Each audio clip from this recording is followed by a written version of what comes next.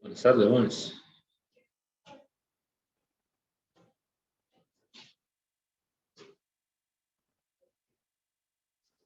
Vamos a continuar con el material de la segunda ley de la termodinámica. Quería compartir con ustedes un documento que tengo aquí que es como un resumen digamos, de ese capítulo, ¿verdad? Si alguien lo quiere, pues me escribe a mi correo y yo se lo puedo enviar, ¿verdad? Igual es lo mismo que está en el libro, solamente que está, pues, puesto en un PowerPoint. ¿Okay? Bueno, bueno, espero que lo estén viendo, creo que sí, ¿verdad? Ok, lo voy a comentar un poco este PowerPoint porque pues hay algunos dibujos en este capítulo que, como ustedes ya saben, yo no soy muy bueno haciendo dibujos, así que prefiero explicarlo directamente del PowerPoint y esa es la razón también por la que se los estoy mostrando. Así que si mientras lo estamos explicando tienen alguna duda, alguna pregunta, pues simplemente me dicen, ¿verdad? Aquí comienzan con la primera ley, ¿verdad? Diciéndole lo que ya en otras ocasiones hemos dicho, ¿verdad? Que la primera ley de la termodinámica es una versión generalizada de la ley de conservación de la energía. Y luego, a ver cómo hago para pasar esto, porque no quiere. Creo que lo tengo que... Ok, ahí sí, ¿verdad? Entonces, bueno, habíamos visto los procesos, ¿verdad? Dijimos que en termodinámica hay procesos reversibles y procesos que son irreversibles. Dijimos que los procesos irreversibles son los procesos reales que ocurren en la naturaleza. Algunas veces les dicen también procesos naturales, es decir, son espontáneos. No hay que invertir energía para que esos procesos ocurran. ¿Ok? Por ejemplo, todo lo que tiene que ver con los fenómenos biológicos, ¿verdad? Por ejemplo, los tejidos de una célula, etcétera, experimentan cambios de una forma espontánea. Es decir, no hay que invertir energía. Y están los procesos reversibles, que son los procesos ideales, ¿verdad? Se invierte energía, es decir, se invierte energía en el sistema para que, por ejemplo, ese proceso ocurra de una manera repetitiva, o sea, que trabaje en un ciclo. Entonces hay que invertir energía, ¿verdad? Y en el caso de termodinámica, pues el sistema con el que más vamos a trabajar es el gas ideal, ¿verdad? Porque es una sustancia hipotética, ¿verdad? En ciertas condiciones y lo podemos poner a operar en un ciclo, de manera de que el proceso se repite indefinidamente. Ok. Bueno, entonces, la segunda ley de la termodinámica está asociada con la dirección en la que ocurren los eventos, como que si fuera una flecha en el tiempo. ¿De acuerdo? Entonces, por eso la segunda ley es tan importante en otras áreas de física, ¿verdad? No solamente en termodinámica o en física estadística, ¿verdad? Sino que va a aparecerles en mecánica cuántica, en física moderna, ¿verdad? Y está metida inclusive en cosas que no tienen nada que ver con física. Así que es una ley de las más importantes, ¿verdad? Ok, ese señor que ustedes ven ahí, me imagino que ya lo han visto antes, es Lord Kelvin, ¿verdad? Su nombre real es William Thomson. Este físico, él fue uno de los que hizo una cantidad enorme de aportes en termodinámica, ¿verdad? El postulado de la primera ley prácticamente es obra de él, ¿verdad? Aunque otros científicos en esa época también trabajaron en esto, pero él fue uno de los que trabajó en formalizar la termodinámica, es decir, en lograr que la termodinámica pasara de ser una ciencia empírica a convertirse en una teoría consistente con las observaciones experimentales. Entonces, mucho del edificio teórico, me refiero a la parte matemática, ¿verdad?, de las ecuaciones, se lo debemos a este señor, a Lord Kelvin. ¿Okay? Él hizo aportes en otras áreas, ¿verdad? Por ejemplo, en mecánica clásica, en electromagnetismo, en mecánica de fluidos, es decir, era uno de estos físicos que tenía la habilidad de meterse en diferentes campos, ¿verdad?, y obtener resultados importantes. Entonces, más adelante se lo van a encontrar en diferentes cursos, porque tiene teoremas por ahí, digamos que en diferentes áreas de física. ¿Okay? Vimos el concepto de la máquina, ¿verdad? Una máquina térmica, y dijimos que una máquina térmica tiene que absorber calor, ¿verdad?, de un depósito, de un reservorio que está a una temperatura TH. Ese subíndice H se refiere al reservorio, al depósito caliente, ¿verdad?, al depósito que está a la mayor temperatura. Entonces absorbe calor de ahí, efectúa trabajo mecánico, que es digamos, el trabajo que hace la salida, ¿verdad?, que la convierte en trabajo mecánico, y una parte de ese calor tomado de este reservorio, pues inevitablemente lo transfiere a un depósito a menor temperatura, que es la temperatura T5. En este caso, los alrededores o el entorno, lo que rodea al sistema, en este caso, que es la máquina como tal. Okay, entonces dijimos que la máquina efectúa trabajo, ¿verdad?, pero también los componentes, ¿verdad?, las partes de esa máquina, pues obviamente se calientan, ¿verdad?, cuando ella está funcionando. Okay. Bueno, entonces, básicamente ese es el esquema de una máquina. Nosotros aquí, pues, la vamos a estudiar como un proceso reversible, porque lo que vamos a usar es el gas ideal. Entonces, recuerden, el proceso reversible implica que hay que invertir energía para que eso funcione.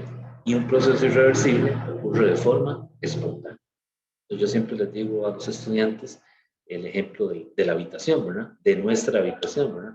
Fácilmente se desordena, ¿verdad? Tenemos ahí ropa tirada en la cama, los zapatos por todo lado, ¿ok?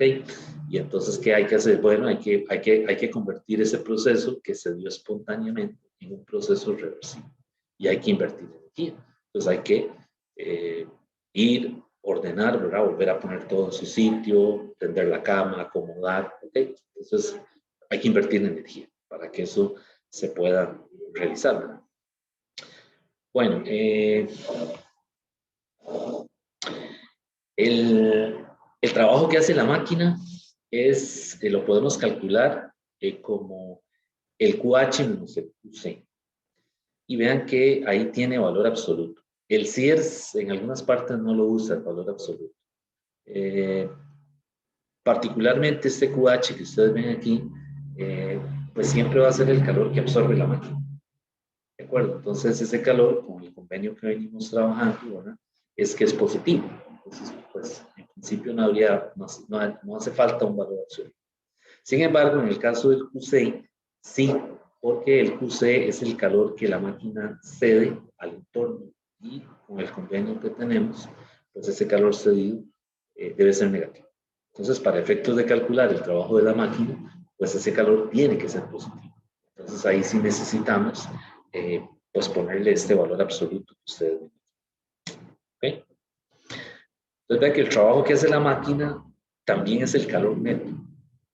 ¿Okay? Y el trabajo de la máquina también es el delta K, o sea, el cambio de la energía cinética, que era aquel teorema que habíamos visto que se vio en física 1. Entonces, vean cómo está esto articulado, ¿verdad? Solamente que ahora lo estamos aplicando al caso de un motor que está operando entre dos depósitos. Un depósito a una temperatura alta, que es el propio motor de combustión interna, y un depósito a una temperatura menor, que es, digamos, el entorno, ¿verdad?, lo que rodea a esa máquina. ¿Okay? Bien, vimos también la eficiencia, ¿verdad?, cómo calcular la eficiencia, y dijimos que esa eficiencia está entre 0 y 1. No puede ser 0 porque si no la máquina no está operando. Y no puede ser 1 porque si no la máquina convertiría todo el calor QH en trabajo mecánico. Y no es cierto. No se ha construido todavía una máquina que tenga una eficiencia del 100%. ¿Ok? Y de hecho las máquinas reales, ¿verdad? Tienen eficiencias muy por debajo del 50%. Así que, pues, estamos lejos todavía, ¿verdad? De tener una máquina que llegue al 100%. En todo caso, la podemos calcular con esta ecuación, ¿verdad? El trabajo de la máquina, o el Q neto, ¿verdad? Entre el Q absorbido. Y aquí uso la definición del trabajo de la máquina. Este es un divisor común y me queda un 1 menos ese cociente. De tal manera que siempre la eficiencia va a ser una cantidad menor que 1. En este caso, menor que el 100%. Bueno, entonces la única forma, se lo dicen aquí, para que uno tenga una eficiencia del 100%, es que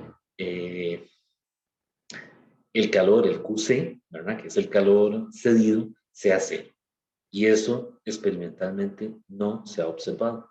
Y sería o constituye una violación a la segunda ley de la termodinámica. Entonces aquí es donde habíamos quedado más o menos, ¿verdad? Entonces ahora lo que queremos es conectar, digamos, o relacionar el funcionamiento de las máquinas y de los refrigeradores con la segunda ley. O sea, ¿qué tiene que ver eso con la segunda ley? Bueno, por ahí era que andábamos, ¿verdad? Resulta que la segunda ley de la termodinámica, es decir, hay varias formas de enunciarla. Es decir, no hay un único postulado. Porque la segunda ley se puede aplicar, es decir, tiene diferentes puntos de vista. Y esos puntos de vista están relacionados, aunque parezcan en principio distintos. Ok, entonces hay una versión de la segunda ley que se llama el enunciado o la forma KP, que es lo que ustedes ven en este título, la forma Kelvin-Planck. KP, utilizando digamos, las iniciales de esos dos apellidos. Se refiere a Lord Kelvin, ¿verdad? Que comentamos ahora, y Max Planck, que luego se lo van a encontrar en física moderna, el padre de la teoría cuántica, ¿verdad? Bueno, resulta que ese enunciado, el enunciado de Kelvin-Planck, está relacionado con el funcionamiento del motor. ¿Ok? Entonces, el enunciado lo que le dice básicamente es que para que la segunda ley de la termodinámica se cumpla, es decir, para que no se viole, es imposible construir una máquina térmica que absorba todo el calor QH del depósito a temperatura alta o a mayor temperatura y lo convierta íntegramente en trabajo.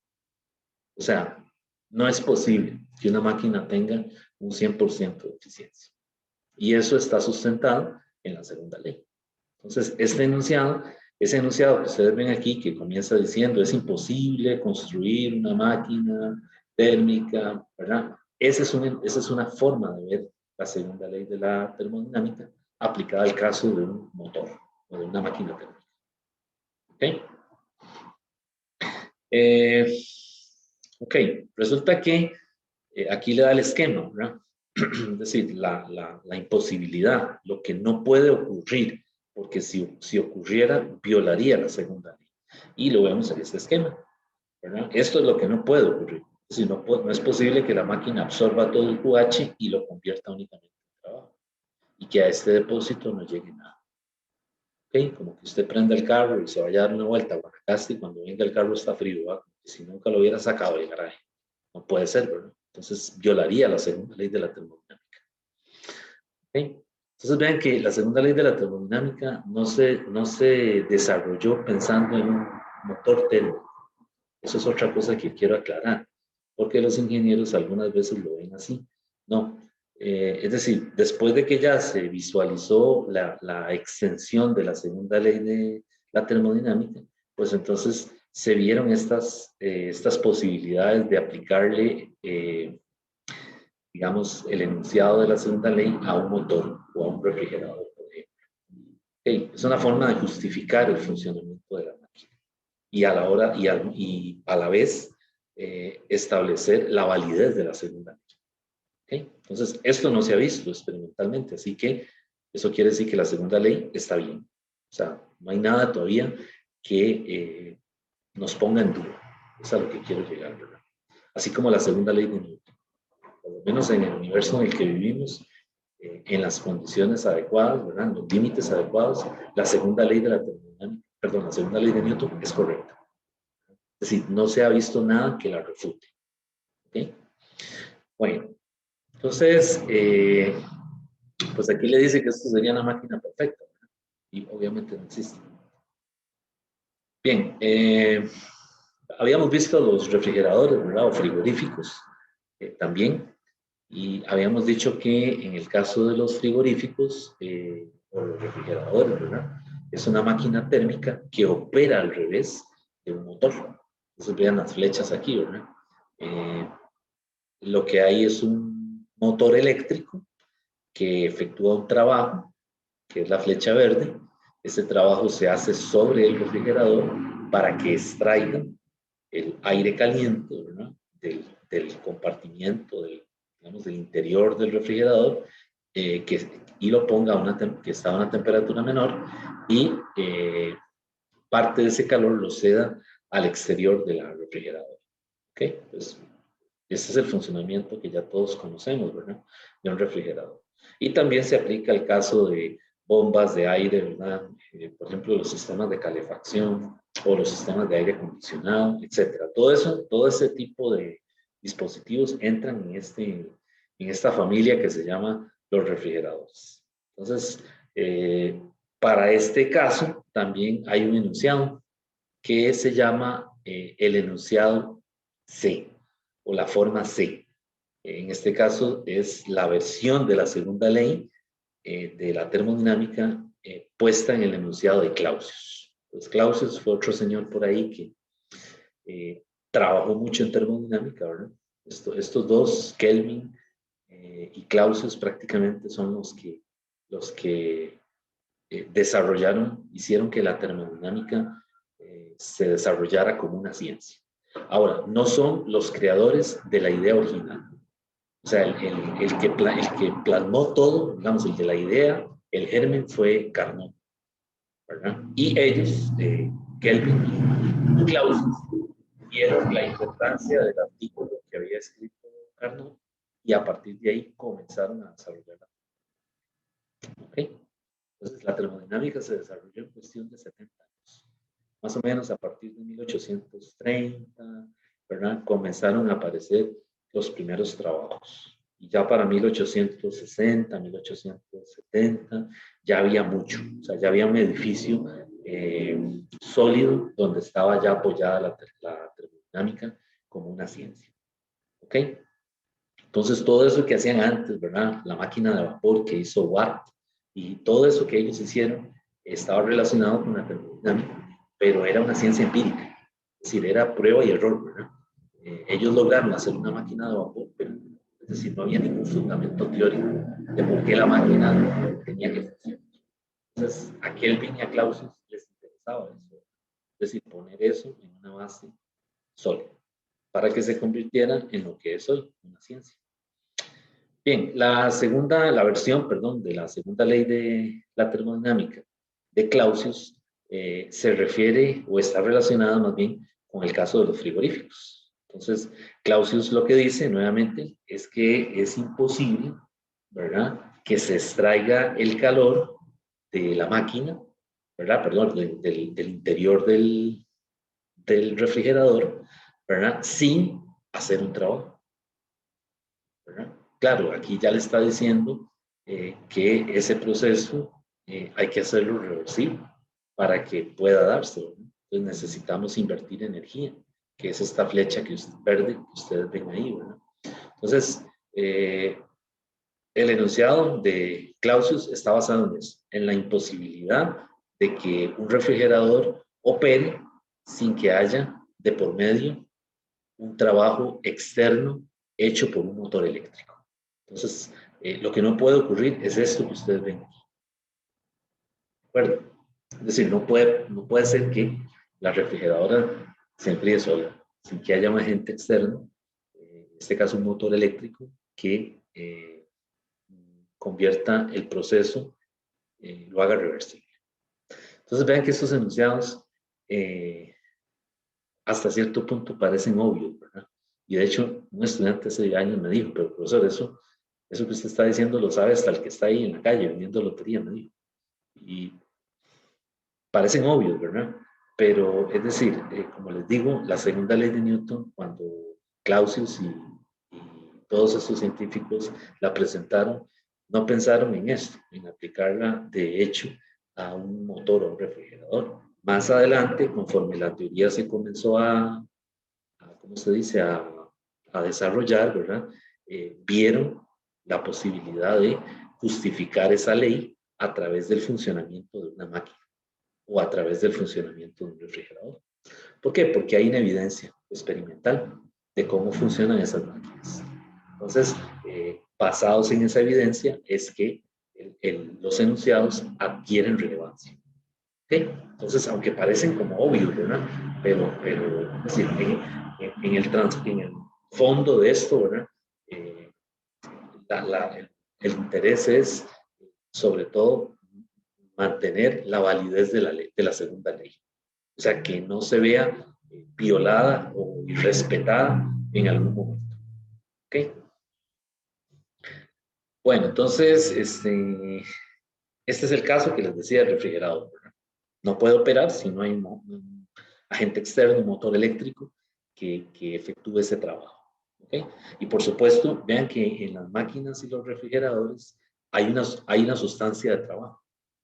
¿De acuerdo? Es decir, en el caso de los motores, pues tenemos un combustible, llámense gasolina, diésel, ¿ok? Y en el caso de los refrigeradores, también hay una sustancia de trabajo. ¿Cuál es? Bueno, el líquido el refrigerante que utilizan en la tubería, ¿verdad? Para lograr enfriar. Y creo que el más común, el comercial, se llama freón, que es lo que utilizan para enfriar, ¿verdad? Igual en el caso por ejemplo, de un automóvil, ¿verdad? No sé si son lo mismo, ¿verdad? ¿No? Desconozco los detalles técnicos, ¿verdad? De eso, pero lo que quiero que vean es que hay una sustancia de trabajo que la ponen a efectuar un proceso reversible. Entonces, claro, aquí el análogo de nosotros es el gas ideal. La sustancia de trabajo pues va a ser un gas ideal. ¿Okay? Y de esa manera modelamos o estudiamos un proceso reversible. ¿Okay? Bien. Les decía que los refrigeradores también tienen una eficiencia, ¿verdad? Que en el caso de los refrigeradores se llama el coeficiente de operación. ¿Okay? El CIR se usa una K mayúscula ahí, ¿verdad? Y está definido de esta manera. Está definido como la energía transferida, ¿verdad?, a baja temperatura entre el trabajo hecho por la bomba. Entonces, ese es como el coeficiente de operación por enfriamiento. Vean que en el numerador está QC. Y también hay un coeficiente de operación por calentamiento, es decir, poniendo arriba el QH. Entonces, cuando es enfriamiento, cuando ustedes ven el QC aquí, ¿verdad?, se refiere a refrigeradores. Y si ven el QH ahí arriba, pues se refiere a estos sistemas de calefacción, ¿verdad?, que aquí en Costa Rica no se usan, ¿verdad?, pero que qué sé yo, en lugares donde hay inviernos severos, ¿verdad? Entonces tienen un sistema, una tubería, ¿verdad?, en las casas que calienta el interior, ¿verdad?, para que sea agradable, ¿verdad? Bueno, ese es el coeficiente de operación por calentamiento. ¿Okay? Entonces vean que aquí los valores típicos de los COP andan entre 5, 6, y eso va a depender, como decía la clase pasada, va a depender de básicamente la potencia del motor. Entonces, cuando uno compra un refrigerador, pues realmente no lo compra por lo bonito que se ve afuera, ¿verdad?, sino que realmente por lo que está pagando en última instancia es por la calidad del motor, o sea, la potencia que genera para enfriar el interior de ese refrigerador. ¿Ok? Bueno, entonces, ahí está el de por calentamiento, ¿verdad? El COP por calentamiento. Vean que el QH está arriba. ¿Ok? Y bueno, ahí les está hablando de los procesos reversibles y irreversibles, que ya creo que ya lo hemos comentado antes, ¿verdad? Este tema es muy interesante, o sea, tiene mucha información y está relacionado con otras áreas que no necesariamente son del lado científico o de la parte de ingeniería. Es decir, cuando esta gente presentó la segunda ley de la termodinámica, finales del siglo XIX, esta ley ejerció o repercutió mucho en áreas como filosofía, o en política, o en religión. ¿Ok? Por el profundo significado que tiene. ¿Verdad? Por eso les decía que es una de las leyes para mí más importantes. ¿Verdad? Entonces, pues ustedes saben que en esa época, a finales del siglo XIX, ya habían obviamente movimientos políticos, religiosos, como siempre, ¿verdad? Y habían filósofos trabajando en diferentes áreas, ¿verdad? Entonces, esta ley pues tiene repercusiones en algunas áreas de la filosofía, ¿verdad? Y, por ejemplo, en religión, ¿verdad? Así que se parece a cuando Newton presentó las leyes del movimiento y la ley de gravitación, ¿verdad? Generó un boom, ¿verdad? Porque desestabilizó todas las áreas del conocimiento. Llámese filosofía, política, economía, lo desestabilizó todo, ¿verdad? Es decir, ¿cómo era posible que un hombre pudiera, por ejemplo, predecir un eclipse, ¿verdad? Conociendo la trayectoria del movimiento del planeta, ¿verdad? Era algo que es decir, era nuevo, ¿verdad? Por eso fue que Newton se hizo en esa época tan famoso, ¿verdad? Bueno, la segunda ley ejerció algo parecido, ¿verdad? Es decir, tuvo, es decir, no solo en ciencias e ingeniería, sino en otras áreas del conocimiento, ¿verdad? Humano, pues tuvo una influencia que repercutió. ¿Okay? Bueno, entonces,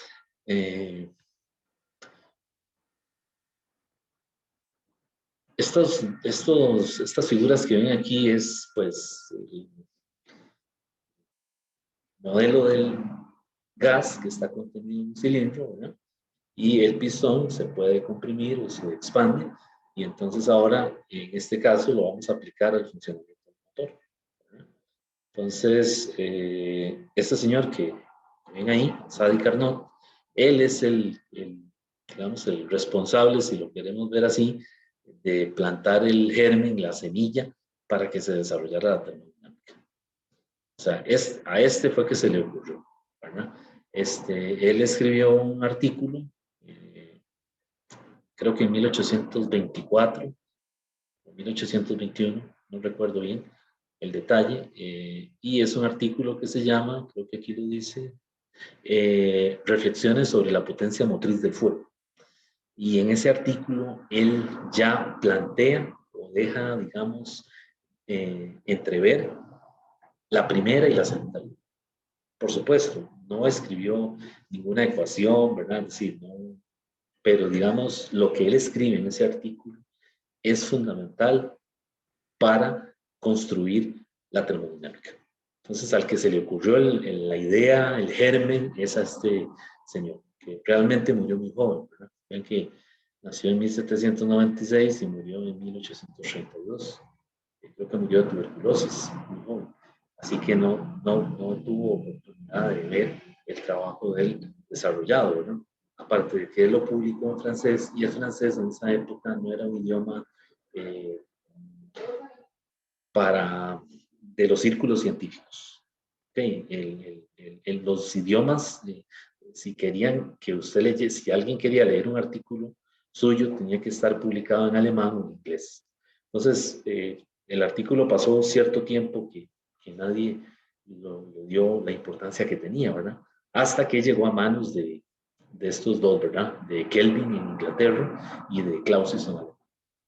Y lo tradujeron, me imagino que se tradujo, lo leyeron directamente del francés y vieron, digamos, la importancia de lo que planteaba la técnica.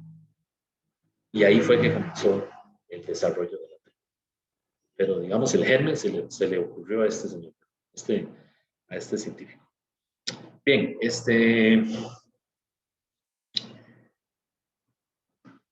hay una máquina, ¿verdad?, que se llama la máquina de Carnot.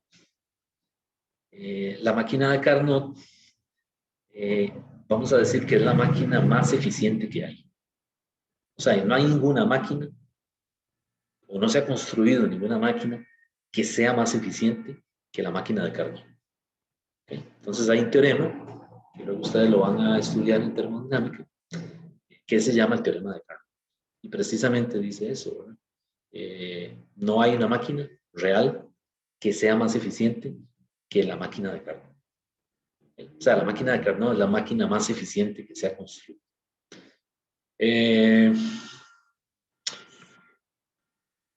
Voy a adelantarme un poquito para presentarles el diagrama PV de la máquina de Carnot, que es este que viene ahí. Este era el dibujito que quería hacerles, mostrarles, porque no soy muy bueno haciendo esos dibujos. Vean que la máquina de Carnot funciona en un diagrama PV, como el que ven ahí, y se compone, es un ciclo, ¿verdad? Es un ciclo que opera entre dos isotermas. ¿Ven las líneas, las curvas celestes? Bueno, esos son dos isotermas. Recuerden que las isotermas son líneas a temperatura constante, ¿no?, en un diagrama PV.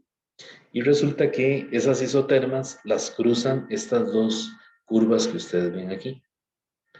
Que no sé qué color es eso. Eso es como como un café parece, ¿verdad? Bueno, la cosa es que vean que esta es una diabática y esta también es una diabática. Quiere decir que ese ciclo se compone de dos procesos isotérmicos y de dos procesos adiabáticos. El proceso de A a B es isotérmico y el proceso de C a D es isotérmico. Y los procesos que están aquí de D a A y de B a C son adiabáticos.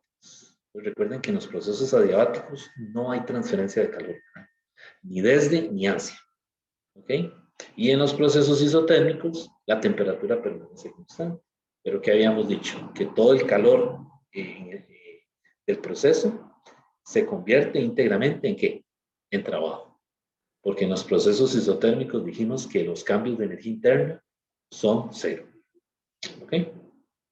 Entonces, en los procesos adiabáticos, en estos que están aquí, ¿verdad?, ahí el cambio de energía interna no es cero, ¿verdad? Es distinto de cero. Lo que es cero es el calor. Bueno, resulta que esta combinación particular, ¿verdad?, de formar un ciclo con dos isotermas y con dos adiabáticas, esa combinación en particular es lo que logra o es lo que hace que la máquina sea lo más eficiente posible. Y este diagrama es el que justifica el teorema de Carnot que ahora les comenté. ¿Okay? Entonces vean que la máquina de Carnot, básicamente, para calcular su eficiencia, solo necesitamos conocer la temperatura en el foco a mayor temperatura y la temperatura en el foco a menor temperatura. Ok, la eficiencia de la máquina de Carnot no depende directamente ni de los calores, ni de los trabajos, ni tampoco de la naturaleza del gas. O sea, no depende de que sea un gas diatómico o que sea monotónico. Únicamente depende de las temperaturas. Y como ustedes ven aquí, en esta figura, la temperatura TH es mayor que la temperatura TC. O sea, ya habíamos dicho hace como 3 semanas, ¿verdad?, que en un diagrama PV, las isotermas, conforme suben, por decirlo de alguna manera, ¿verdad?, las temperaturas van a ser mayores, ¿verdad? Entonces, si yo, por ejemplo, trazo otra isoterma por aquí arriba, ¿verdad?, que tuviera que dibujar otra isoterma, esa curva va a tener una temperatura mayor que TH. Bueno, entonces, entre más arriba, por decirlo de alguna manera, no sé si es correcto verlo así, ¿verdad?, pero entre más arriba en ese diagrama PV, las isotermas, su temperatura va a aumentar. ¿De acuerdo? Bueno, entonces, esa es la eficiencia para calcular, la fórmula, perdón, para calcular la eficiencia de una máquina de Carnot. Vean que se puede calcular de tres formas posibles. Una es el trabajo de la máquina de Carnot dividido entre el calor absorbido. Si lo quiere, es decir, si tuviéramos los datos para calcularlo por ahí. Pero también se puede calcular así, 1 menos QC entre QH. Pero vean que en última instancia, yo la eficiencia también la puedo calcular solamente conociendo las temperaturas. Ven que ahí para calcular la eficiencia arriba está el TC y abajo está el TH. Okay, entonces, en cualquier máquina térmica, ¿verdad? Siempre vamos a conocer la temperatura menor y la temperatura mayor. Entonces, por lo tanto, siempre vamos a poder calcular la eficiencia de una máquina de Carnot. Y gracias a eso es que esa eficiencia es mayor que cualquier otra eficiencia. Okay. Entonces, ahora, ¿de dónde salió esa fórmula? No, me imagino que ustedes estarán preguntando, ¿no? ¿De dónde salió esa fórmula? Bueno, esa fórmula sale de estudiar, es decir, de venir a este ciclo y coger en cada proceso y calcular el W y el calor y escribir el delta U.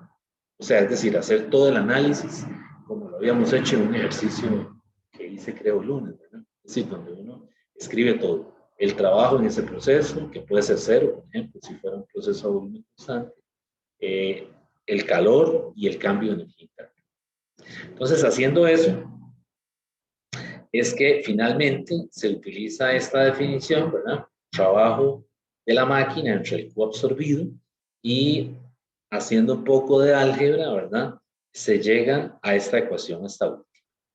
Yo eso no lo voy a hacer aquí, porque para efectos de preguntas en la plataforma, pues son preguntas ¿verdad? De marca con X, así que no hay un desarrollo, no hay desarrollos, o sea, no hay procedimiento, así que pues lo pueden ver en el libro de Semansky, ¿verdad? Ya les digo, está en la página, desarrollo lo hacen en la página 864, perdón, 664, donde le demuestran cómo llegar a esa forma. Pero eso no se va a preguntar. Eso no quiere decir que no sea importante, ¿verdad? Es importante que ustedes lo hagan, ¿verdad? Para que se convenzan, ¿verdad? De que realmente la eficiencia de Carnot es esto, 1 menos TC entre TH. Entonces el libro ahí se lo hace paso a paso, ¿verdad? Entonces es bueno que lo hagan, porque cuando lleguen a termo, pues ahí suponen que ya usted hizo eso. ¿Okay? Entonces para que, es decir, haga otros ciclos, es decir, calcule la eficiencia de otros ciclos más, digamos, más complejos, ¿verdad? Ok.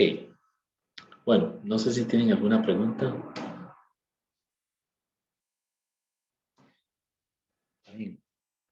Vean que las temperaturas ahí, jóvenes, dice que son en Kelvin, ¿verdad? Entonces, cuidado, cuando se calcule la eficiencia de una máquina de Carnot, tiene que asegurarse que las dos temperaturas, la menor y la mayor, están en Kelvin.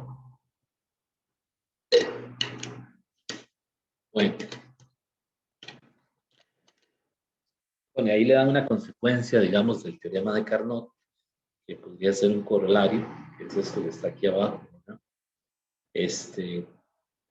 Y bueno, se supone que eso es lo que se esperaría que ocurra, ¿verdad? Es como un corolario, ¿verdad? El teorema principal de Carnot. Entonces, el teorema básicamente es una demostración, ¿verdad? Todo teorema en geometría o en matemática tiene una demostración, ¿verdad? Entonces, el teorema de Carnot, cuando ustedes hagan la demostración, pues a lo que hay que llegar es que la eficiencia de la máquina de Carnot siempre va a ser mayor, ¿verdad? Que la eficiencia de cualquier otra máquina real que opere entre los mismos dos depósitos. ¿Está bien? Bueno, dije la mayor, tiene que ser la menor, ¿no? O sea, recuerden que Carnot lo que tiene es que, o sea, no hay ninguna máquina que sea más eficiente que la máquina de Carnot. Ok, bueno, ahí le dan algunos comentarios acerca de esa fórmula, ¿verdad?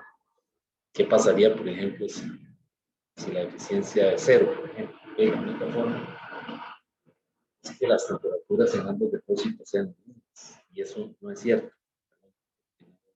Es decir, lo que estaríamos diciendo es que la máquina no está operando, no está funcionando, y en cuyo caso es lo que no nos interesa, ¿verdad? Porque lo que queremos es ver el proceso reversible, ¿verdad?, de operación de la máquina. Y el otro caso es que la eficiencia sea un 100%, ¿no? La única forma es que el TC sea cero, y tampoco, ¿verdad? Es decir, ese depósito no va a estar a 0K, porque es una temperatura muy baja, ¿verdad? Y no hay una máquina que opere o que pueda operar a esa temperatura. Entonces, esos casos límites realmente no tienen evidencia experimental, es decir, no se verifican, ¿verdad? Entonces, pero se los comentan para que usted vea el alcance que tiene la fórmula, ¿verdad? Bueno, hay una máquina de Carnot y también hay un refrigerador de Carnot. Entonces, el refrigerador de Carnot, que es lo que le dicen ahí, una máquina funcionando al revés, pues tiene sus coeficientes de operación. Uno para enfriamiento y el otro para calentamiento. ¿Okay?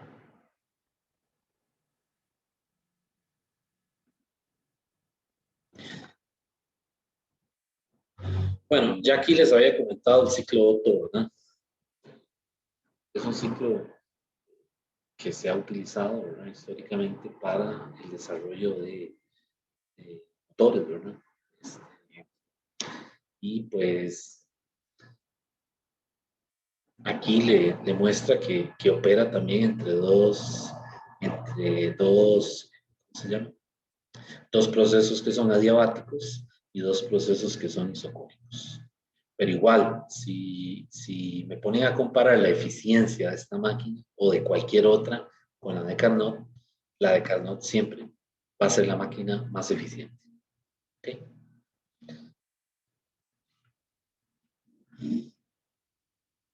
Bueno, ahí están, esto que estamos viendo ahí, que el libro lo tiene también, se llaman las carreras, ¿verdad? Es decir, cómo funciona el motor de combustión interna, ¿verdad? Funciona a base de lo que se llaman las carreras, y es un proceso cíclico, ¿verdad? Es decir, es un proceso que se repite una y otra vez, ¿verdad? Y bueno, esto está basado precisamente en que lo veamos o lo modelemos como un proceso reversible. ¿Okay?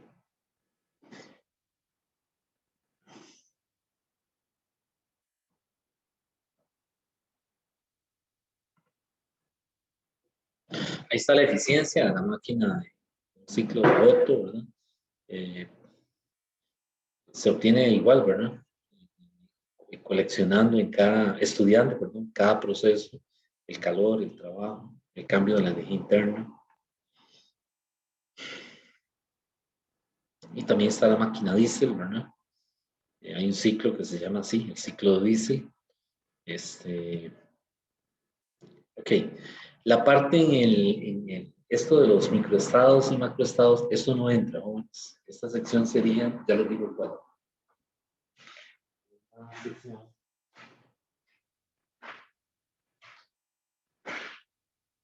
La sección 28, que dice interpretación microscópica de la entropía. Eso no entra. Bueno, es decir, eso se queda para pues, cuando ustedes tomen el curso de física estadística. ¿Verdad? Ven que aquí estamos estudiando esto desde un punto de vista macroscópico. ¿Verdad? Macro, recuerden que está asociado con los sentidos, ¿verdad? Con lo que percibimos a través de nuestros sentidos y lo que podemos o lo que es susceptible de medir a través de una medición directa. Entonces, la presión, el volumen, la temperatura, son propiedades macroscópicas. Pero ya esto de los microestados, pues se refiere al punto de vista microscópico de la entropía, que es también un tema interesantísimo, ¿verdad? Pero pues quedará para ustedes tomen física estadística. ¿Ok? Bueno, voy a dejar de compartir un momento aquí. No sé si tienen alguna pregunta. Entonces voy a dejar de compartir un momento. Porque quiero escribir unas cosas en la pizarra y yo sé que la pantalla se ve chiquitilla, ¿verdad? Entonces voy a quitar esto un momento. Bien. Quería entrar al tema de entropía. Ese es el tema que nos falta para cerrar la pregunta. Entonces, vamos a ver esto, entropía.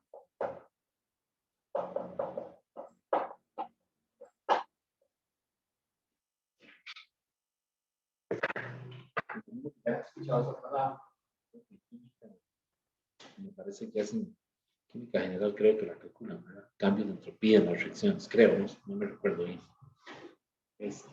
Nosotros aquí en física, pues nos interesa en este curso calcular los cambios de entropía. Okay, entonces la entropía es una función de estado y la vamos a denotar con la letra mayúscula S. Okay. Es una palabra derivada del griego y el que la acuñó, o sea, el primero que la utilizó fue Clausius. Es decir, Kelvin trabajó mucho en la primera ley. Prácticamente es el padre de la primera ley. Y Clausius trabajó mucho en la segunda. Entonces, como que se repartieron ahí los méritos, ¿verdad? Entonces, la segunda ley de la termodinámica está inherentemente asociada con la función de entropía. La entropía es una función de estado. O sea, que no tiene las veces, no hace las veces de una variable macroscópica. O sea, la entropía no está en la familia de las variables macroscópicas. Estos son variables de estado y esos son variables macroscópicas. Las variables macroscópicas son la presión, la temperatura, el volumen y otras variables, muchas, que pues se pueden obtener a través de una medición directa. Y de este lado, las variables de estado, las funciones de estado son la entropía y la energía interna. Y hay más funciones de estado. Pero bueno, aquí solamente nos vamos a quedar con interna y con entropía. ¿Okay? Entonces, matemáticamente hablando, la S y la U tienen las mismas propiedades, ¿verdad? Es decir, el aparato matemático que utilizaron para estudiarlas es el mismo para ambas. Por supuesto, el significado físico es distinto, ¿verdad? Pero desde ese punto de vista matemático, sí responden a las mismas propiedades. Aquí no nos vamos a meter en eso, ¿verdad? Realmente queda para el curso de termo. Y más bien, como les decía, lo que me interesa es calcular los cambios de entropía. Entonces, cuando yo hablo de un cambio de entropía, o una variación de entropía, utilizo la notación que no venimos usando siempre, ¿no? El delta. El delta S se refiere al S final menos el S inicial. Así como habíamos definido cambio de la energía interna como un final menos un inicial. Este cambio de energía interna era dijimos Q más o menos, ¿verdad? El libro que usa menos. Entonces, esto aquí es igual. Eso es lo que queremos ver ahora. Y eso fue lo que hizo Clausius. O sea, ese es el trabajo que llevó a cabo.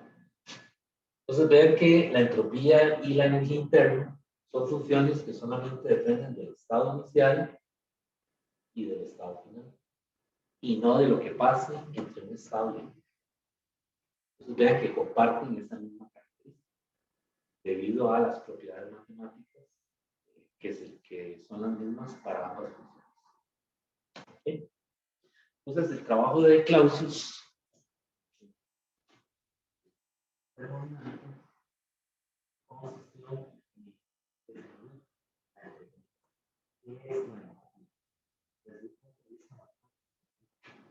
Entonces, la entropía la define de esta manera. Ya es el diferencial de S va a ser igual a el diferencial de Q entre T. T es temperatura. Ese es el aporte gigantesco de Clausius. Lo podemos llamar de esa forma.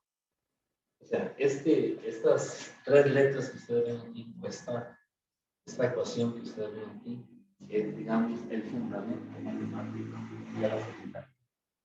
Y aquí sale todo lo que está relacionado.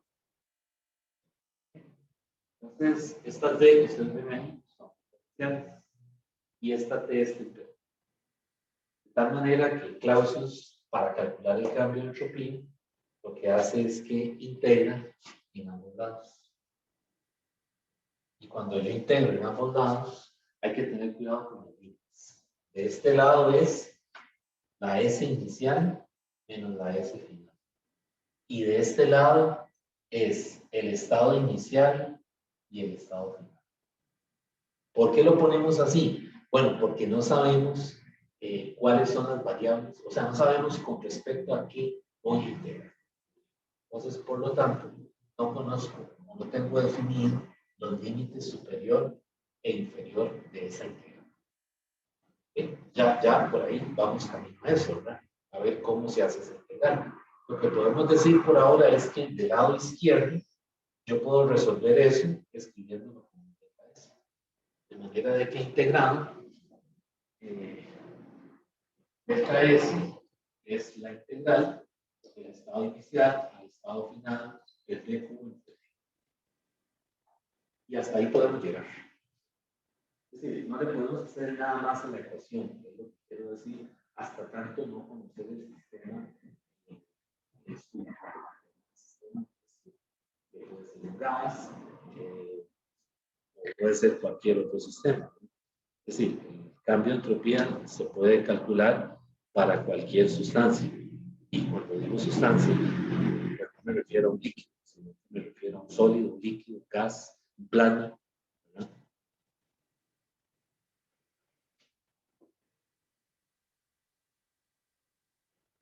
Bueno, entonces, la otra cosa es que esta ecuación a menudo vamos a poner aquí, o van a ver que en los libros de donde ustedes leen, ¿verdad? O entero, le ponen una R al calor. Esa R lo que quiere decir es que el cálculo del cambio de entropía siempre se va a llevar a cabo a través de un proceso que sea reversible. Entonces, claro, ustedes dirán, bueno, los procesos que no lo son, los irreversibles, ¿qué hacemos? No calculamos los cambios de entropía, ¿no? Lo que se hace es que un proceso que sea irreversible, se busca la forma de modelarlo para que se comporte como que si fuera reversible y poderle aplicar la integral. Entonces, es un poquillo como que suena medio truculento, ¿verdad? En realidad, sí.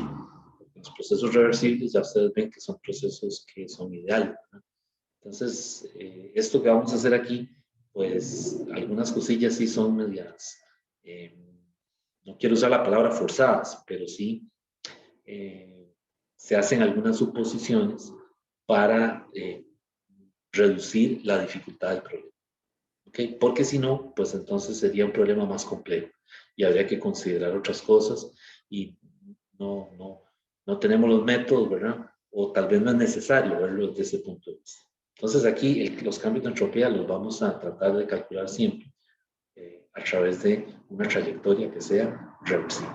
Ya ustedes saben qué implica reversible, ¿verdad? Reversible enseguida, cuando usted le dice un proceso es reversible, piensen en el gas ideal, porque es una sustancia hipotética. Ya la palabra ideal lo dice, no existe. ¿Okay? Pero nos permite entender procesos que ocurren en la realidad, ¿verdad? O sea, procesos que son irreversibles. Bien, entonces esa es la definición de cambio de entropía. ya vamos a ver cómo la vamos a usar, ¿verdad? Bueno, no sé si hay alguna pregunta de eso.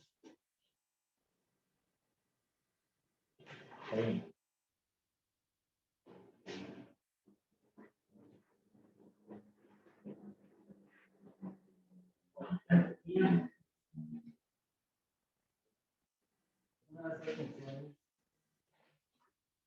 están relacionadas, bueno, es una función, es un combate solución con el desorden de un sistema. Entonces, la entropía es una medida cuantitativa del desorden. Vean ustedes, cuando hablamos de entropía, estamos cuantificamos el desorden. ¿Ok? O sea, el delta S nos permite ver el grado de desorden que tiene un sistema. Entonces, entre más positivo es el delta S, mayor desorden hay en el sistema. Y la mala noticia es que los sistemas irreversibles se desordenan de gratis. Por lo tanto, los cambios de entropía siempre aumentan. O sea, vivimos en un universo, en un mundo, en donde los sistemas se desordenan de gratis. Y si usted quiere ordenarlos, tiene que invertir energía. ¿Okay? Entonces, por eso cuando Clausius presentó esta definición, se imaginarán ustedes que la gente de filosofía, la religión, se pararon, ¿verdad? Pegaron un grito al cielo, porque la entropía básicamente lo que le está diciendo a ustedes es que el universo se desordena. Inevitablemente, inexorablemente, como lo quiera ver, vamos camino al desorden. Y la única forma es invertir energía, ¿verdad? Para frenar ese desorden. ¿Okay? Y por eso es que se desarrolló el concepto de los procesos reversibles. ¿Por qué? Porque invirtiendo energía usted hace que el sistema se ordene un poco y efectúe, ¿verdad? Un proceso que sea repetitivo y que sea controlado. Los procesos irreversibles, ¿verdad? Todos los procesos biológicos son espontáneos, ¿verdad? Es decir, ese es el problema. Entonces, el delta S va a aumentar siempre. ¿Okay? Entonces, el delta S está asociado con los sistemas que se desarrollan. Y hacer una función está nos permite medir cuantitativamente. Entonces, lo tengo ahí, ¿verdad? Y yo lo saco de la nevera, ¿verdad? Lo que va a pasar es que se funde. Decimos que se derrite, ¿verdad? Entonces, yo tengo hielo, pasa a través del proceso irreversible, hacer agua y también se puede vaporizar. ¿Verdad? ¿Sí? Si no deja una taza con agua ahí, mucho tiempo, ¿verdad? Cierta cantidad, se vaporiza, ¿verdad? Se convierte en un gas, moléculas de agua, vapor de agua y se dispersan en el ambiente, ¿verdad? Entonces, ¿qué va a pasar? El cambio de entropía para pasar de sólido a líquido es menor que el cambio de entropía para pasar de líquido a gas. Obviamente el sistema estaba ordenado cuando usted tenía el hielo como una red cristalina, pero cuando él se comienza a fundir, las moléculas comienzan a tener más libertad de movimiento en el seno del recipiente donde está el líquido y eso hace que el desorden aumente, ¿cierto? Y si ahora estas moléculas empiezan a gasificar, se vaporizan, el sistema todavía se desordena más, porque ahora ya no tengo una molécula, ¿cómo se dice? En el seno del recipiente, sino que ahora esa molécula escapa, se vaporiza y se escapa también. Entonces vean que el sistema se desordena. La tendencia es que se desordena. Pero si yo quiero ordenarlo, tengo que condensar esas moléculas de agua, ¿no? Para convertirlas otra vez en agua líquida. Y luego aplicarle energía, ¿verdad? Un trabajo hecho por un motor eléctrico para que nuevamente cristalice o congele esa agua y la convierta en. ¿Para qué? Para reducir el cambio de entropía.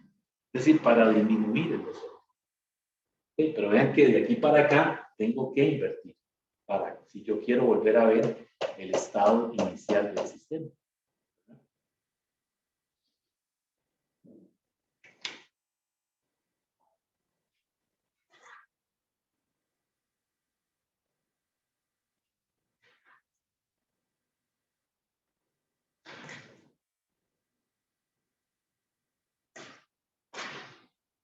Bueno, entonces, ¿cómo calcular la entropía en algunos casos? Vamos a ver. Es decir, ¿cómo vamos a aplicar esta fórmula? Para ir poniéndole ya, para ir viendo casos concretos.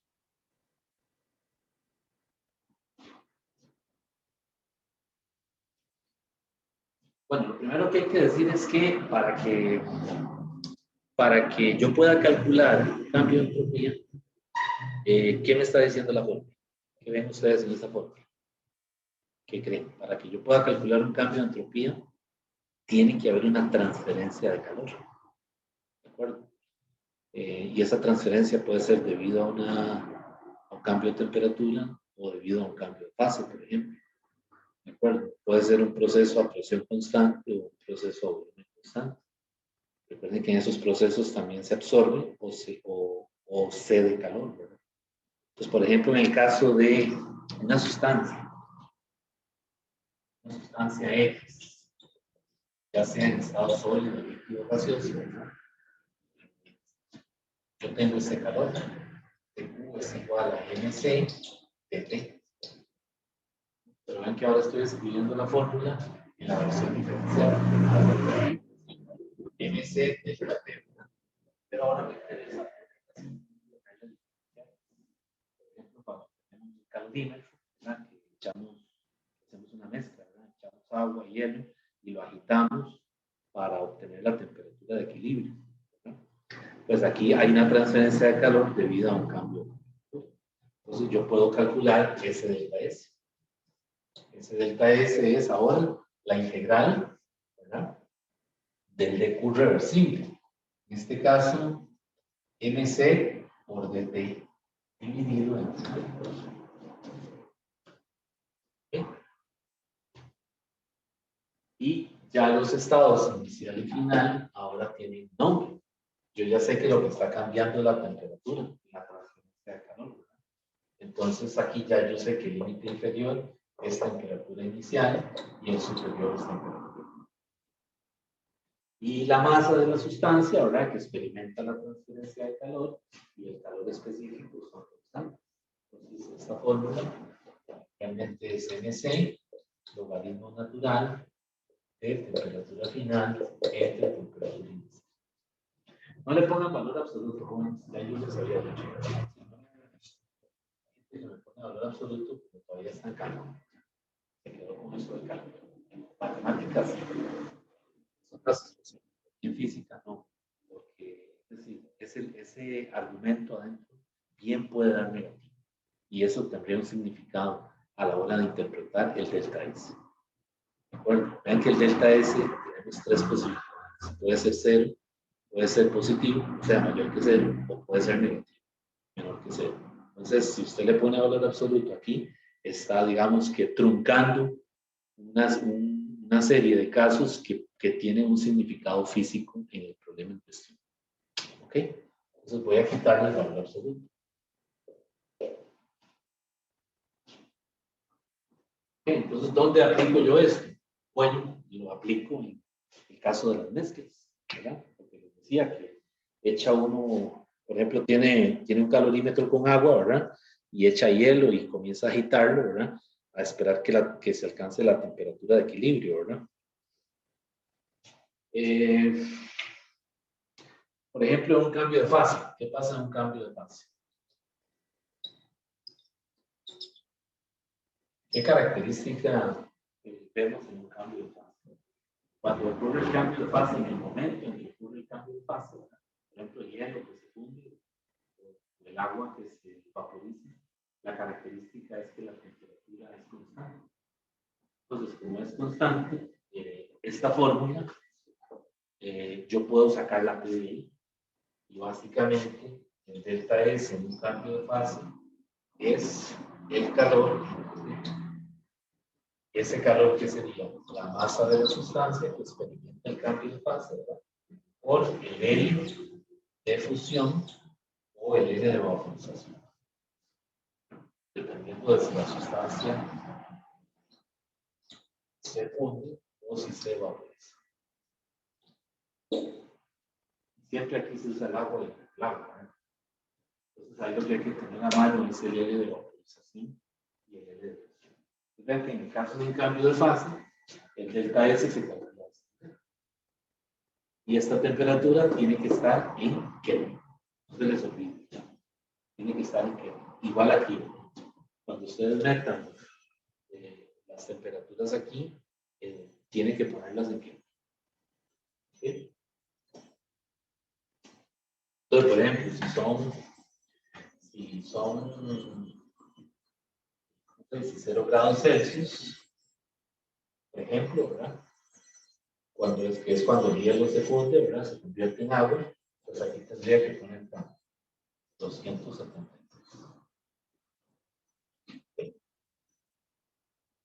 Pues ya tengo cómo calcular el delta S en el cambio de fase, el delta S en el caso de una mezcla. Ya que la mezcla es irreversible, ¿verdad? Es un proceso irreversible, pero yo lo estoy modelando como que si fuera un proceso irreversible. ¿Cómo hice eso? Cambié esta fórmula por esta. ¿Qué diferencia hay entre esto y esto? Bueno, que esto se lleva a través de un proceso diferencial. Okay, entonces es un proceso diferencial en donde el sistema se mantiene en todo momento en un estado de equilibrio. Okay, entonces se cumple la ley cero de la termodinámica y el sistema evoluciona reversiblemente. O sea, lo podemos hacer que se repita. Pero realmente una mezcla, si usted echa hielo en agua, pues lo que va a pasar es que el hielo se funde, ¿verdad? Y volverlo a sacar de ahí no se puede. ¿De acuerdo? Es un proceso irreversible. Pero yo me estoy, digamos que, quitando eso de encima, agregándole diferenciales a esta ecuación. ¿Para qué? Para poder calcular el delta S. ¿Okay?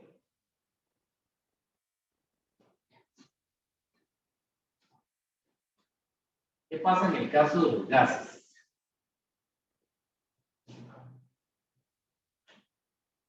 Por ejemplo, ¿qué pasa cuando hay una transferencia de calor a volumen constante? ¿Qué dijimos cuando el volumen era constante?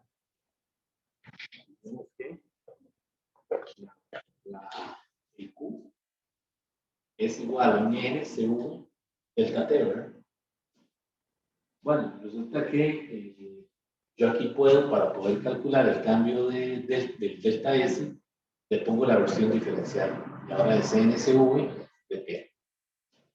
Y es volumen constante. Y si es presión constante, entonces el DQ va a ser ahora NCP por DT. De tal manera de que el cambio de entropía está definido. Es la integral del estado inicial al estado final. De cualquiera de esos DQ. Nuevamente, si es a volumen constante, esto va a ser NCV logaritmo natural de temperatura final entre temperatura inicial. Y esto de aquí va a ser NCP también, logaritmo natural de temperatura final entre temperatura inicial. Ojo que esto es capacidad calorífica a presión constante o a volumen constante. Y esta C de aquí, ¿qué es? Es calor específico. Entonces, cuidado, ¿verdad? Ya las confunden porque si no, nos hacen un enredo, ¿verdad? Vean que aquí es masa, ¿verdad? En estas fórmulas es masa y calor específico. Aquí es número de moles y capacidad calorífica. A volumen constante o a presión constante.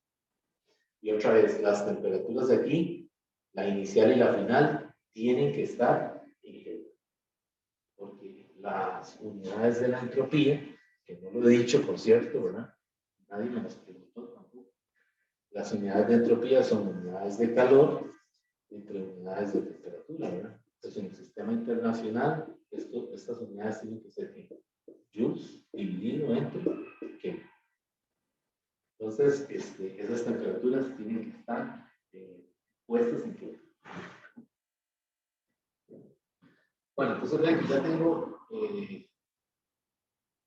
algunas formas para calcular cambio de entropía en diversos procesos, ¿no? ¿Está bien? ¿Hay ninguna pregunta? ¿Qué pasa en el caso de un proceso que sea elevado? ¿Cuál será el cambio de entropía? ¿Qué pasa con un proceso elevado? ¿Qué tendríamos así?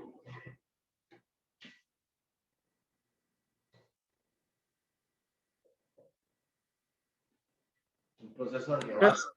Perdón. En un proceso adiabático no hay transferencia de calor, ¿verdad? No me acuerdo. No hay transferencia de calor. Claro, Entonces, cero. es cero, claro. El V es cero.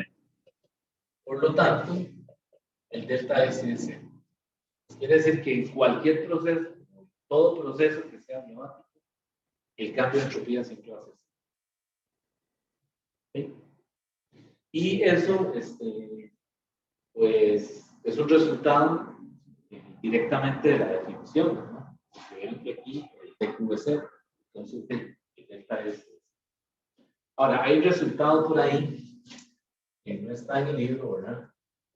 Más adelante lo van a ver, perdón, en términos, que se llama el teorema de Clausius.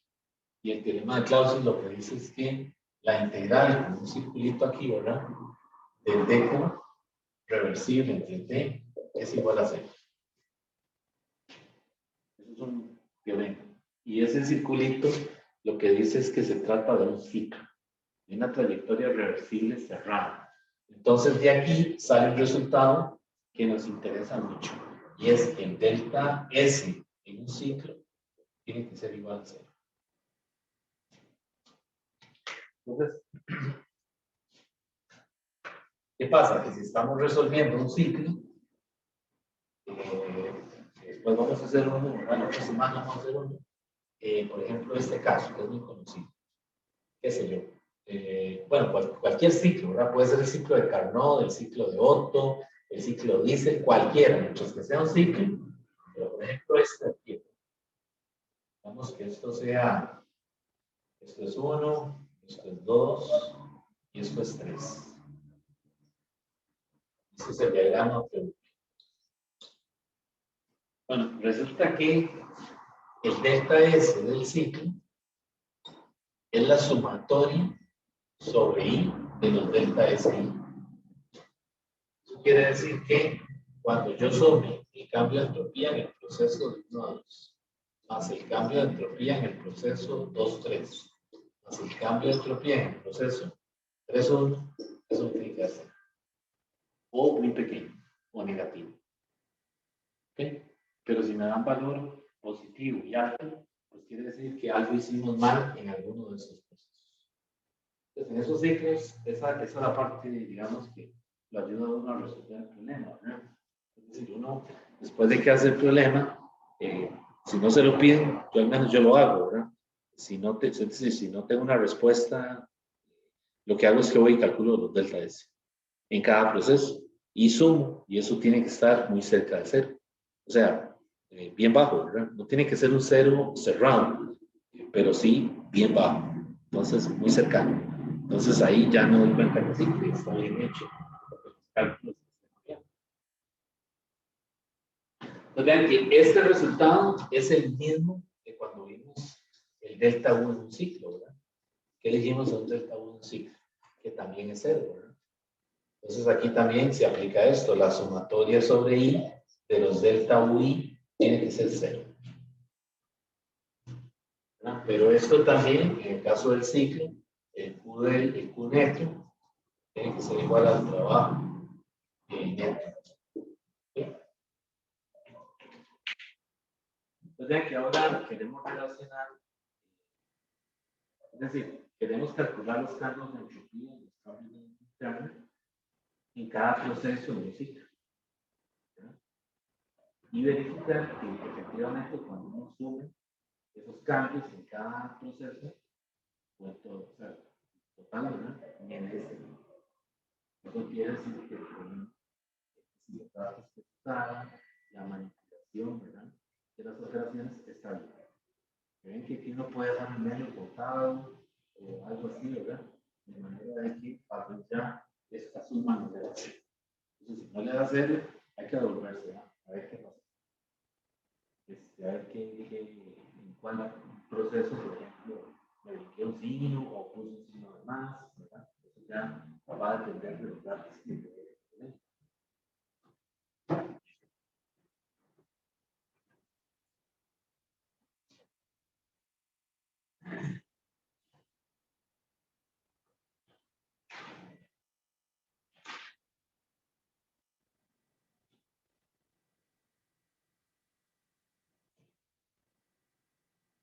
Bueno, entonces,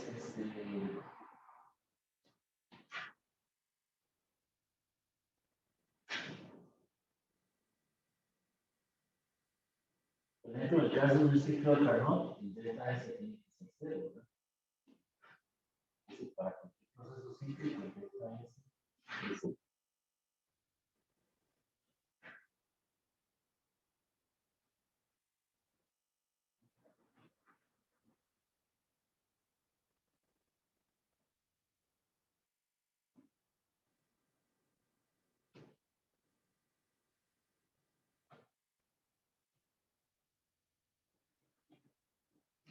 Bueno, entonces,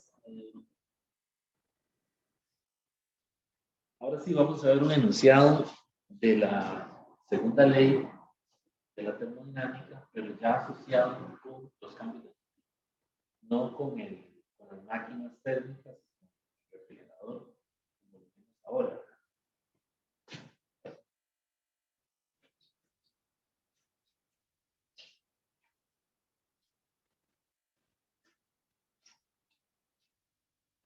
Entonces, este es, digamos, el enunciado de la segunda ley.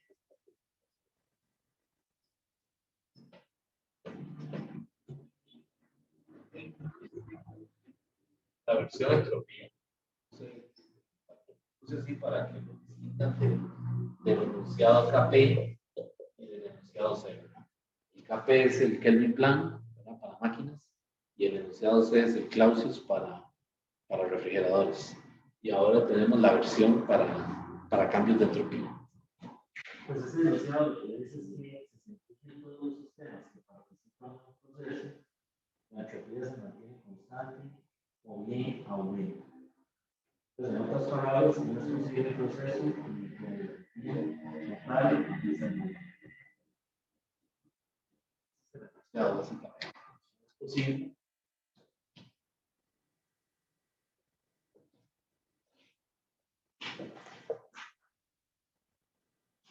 Un proceso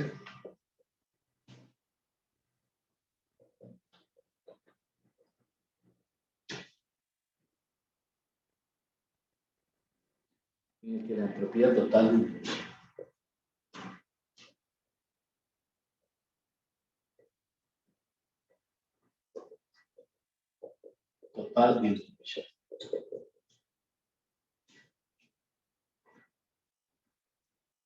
Dice, coma, si se incluyen todos los sistemas que participan en el proceso.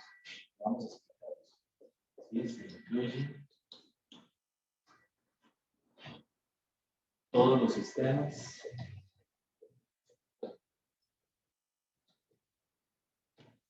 que participan en el proceso.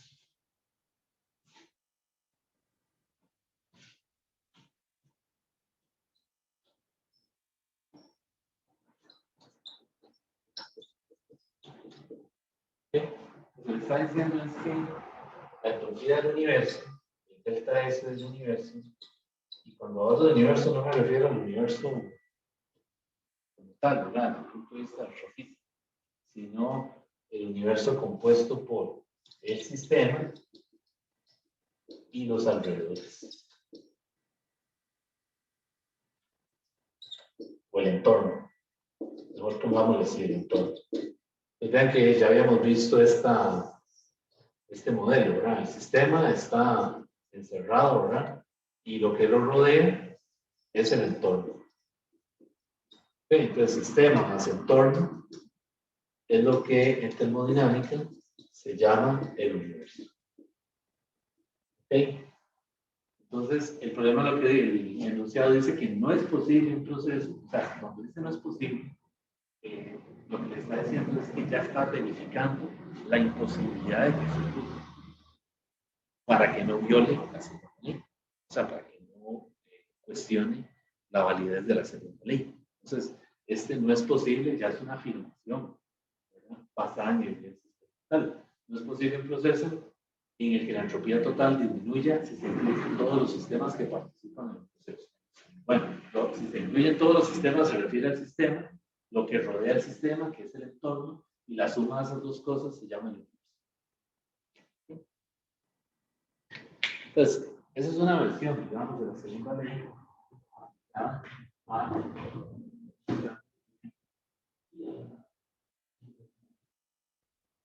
Ahora, vean que la segunda ley tiene una parte que es probabilística y predictiva. O sea, la segunda ley, con la segunda ley, los científicos han podido, los físicos han podido predecir eventos. ¿Okay?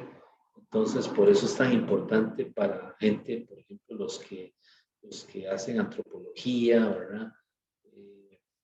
La gente que hace filosofía, esas cosas, ¿verdad? Porque, pues, es como una flecha en el tiempo, ¿verdad? Siempre avanza hacia el frente, ¿verdad? O sea, la entropía nos da una línea del tiempo. ¿Ok? Entonces, por eso es que es una ley tan, se dice que se utiliza en tantas áreas, ¿verdad? La física. Y bueno, desde el punto de vista de la religión, pues ustedes saben que pues se habla de, qué sé yo, que va a venir un juicio final, ¿verdad? El día en que ¿cómo se llama? Esto se termina, ¿verdad?